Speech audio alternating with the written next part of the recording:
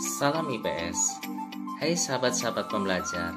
Pada kesempatan kali ini kita akan bersama-sama belajar tentang kedatangan bangsa barat ke Indonesia. Pada pembelajaran saat ini kita akan membahas faktor-faktor mengapa bangsa barat melakukan penjelajahan samudra. Tokoh-tokoh penjelajahan samudra dari negara Portugis, Spanyol, Belanda, dan membahas berdirinya VOC di Indonesia. Siapkan modulnya, dan kalau ada hal-hal yang baru, boleh sahabat tulis dan berikan catatan-catatan yang dianggap perlu. Selamat menyimak.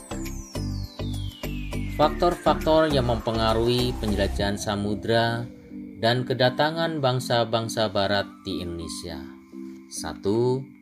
Motivasi 3G, yaitu gospel, penyebaran agama, glory, mencari kejayaan, dan growth adalah motif ekonomi.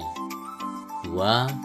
Perkembangan ilmu pengetahuan, contohnya perubahan teori geosentris dari Ptolemeus yang menyatakan pusat tata surya adalah bumi dan bentuk bumi seperti permukaan meja berubah menjadi teori heliosentris dari Nikolaus Kopernikus yang menyatakan pusat dari tata surya adalah matahari dan bumi berbentuk bulat.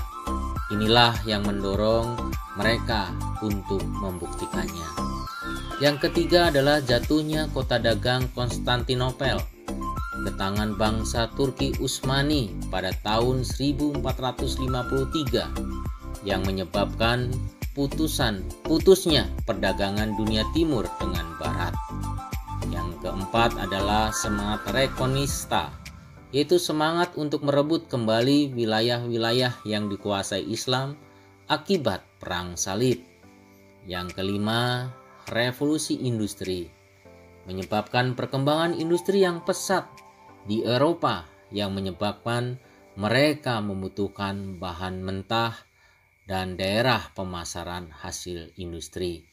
Seperti yang sahabat-sahabat ingat bahwa revolusi industri dimulai ditemukannya mesin uap oleh James Watt.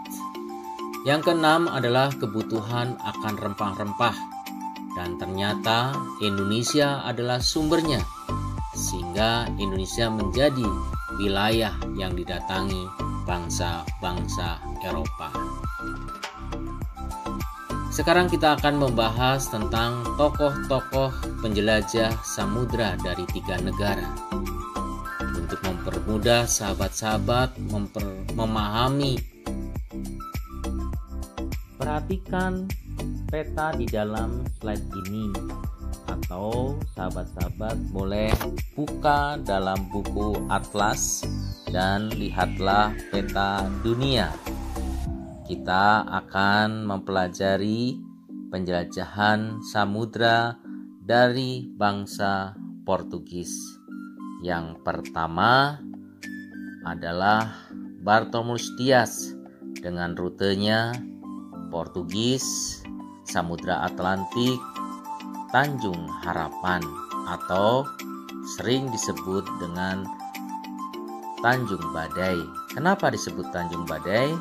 Karena Bartolomeu Dias dihantam badai di pantai selatan Afrika, sehingga ia memutuskan untuk kembali ke Portugis. Lalu yang kedua adalah Vasco da Gama dengan rutenya Portugis, Samudra Atlantik, Tanjung Harapan, Selat Mozambik, pantai timur Afrika, hingga sampai Goa, India. Lalu yang ketiga adalah Alfonso Albuquerque. Ia juga melakukan penjelajahan samudra dari Portugis, Samudra Atlantik, Tanjung Harapan, Samudra Hindia, hingga sampai ke Selat Malaka. Lalu tokoh penjelajahan samudra dari Spanyol. Ini berbeda dengan bangsa Portugis. Ia melalui jalur barat untuk mencapai negara-negara di bagian timur dengan menggunakan teori heliosentris yang mengatakan bahwa bumi itu bulat. Diawali oleh tokoh Christopher Columbus dengan rute dari Spanyol, Samudra Atlantik, dan Kepulauan Bahama. Lalu yang kedua adalah Ferdinand Magelhaens. Ia melakukan penjelajahan samudra dari Spanyol, Samudra Atlantik, Selat Magelhaens, Samudra Pasifik, sampai ke Massawa, Filipina. Tetapi di Massawa, Ferdinand Magelhaens meninggal karena serangan dari bangsa Cebu, lalu digantikan oleh Sebastian Elcano yang melanjutkan perjalanannya dari Massawa, Kepulauan Maluku, Samudra Hindia, Tanjung Harapan, Samudra Atlantik kembali ke Spanyol. Yang berikutnya adalah dari negara Belanda, yaitu Cornelis de Houtman dengan rutenya Belanda, Samudra Atlantik, Tanjung Harapan, Samudra Hindia, Selat Sunda, Banten. Tetapi sikapnya yang sombong, maka Cornelis de Houtman tidak bertahan lama di Banten. Kemudian digantikan oleh Jacob van Eyck. Dan mulai dari saat itu Belanda mulai berkuasa di Indonesia. Mulai saat itu pedagang-pedagang Belanda mulai banyak yang datang ke Indonesia, sehingga muncul ide untuk mendirikan kongsi dagang. Maka pada tahun 1602 didirikan VOC oleh Oldenbarneveldt. Sedangkan gubernur pertamanya adalah Peter Both, sedangkan gubernur terbesarnya adalah Jan Pieterszoon Koen.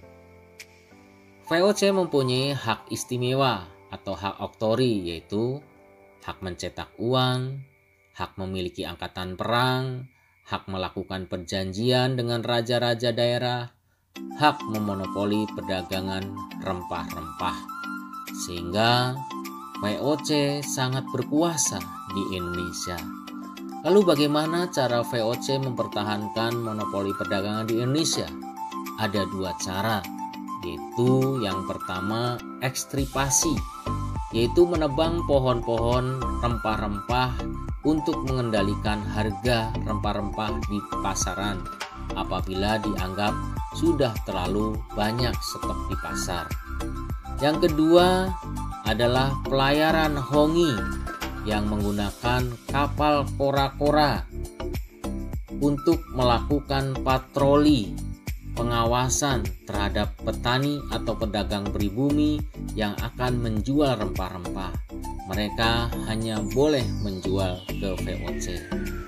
Ternyata dalam perkembangannya VOC mengalami kebangkrutan. Apa yang menyebabkannya? Inilah faktor-faktor yang menyebabkan VOC bangkrut.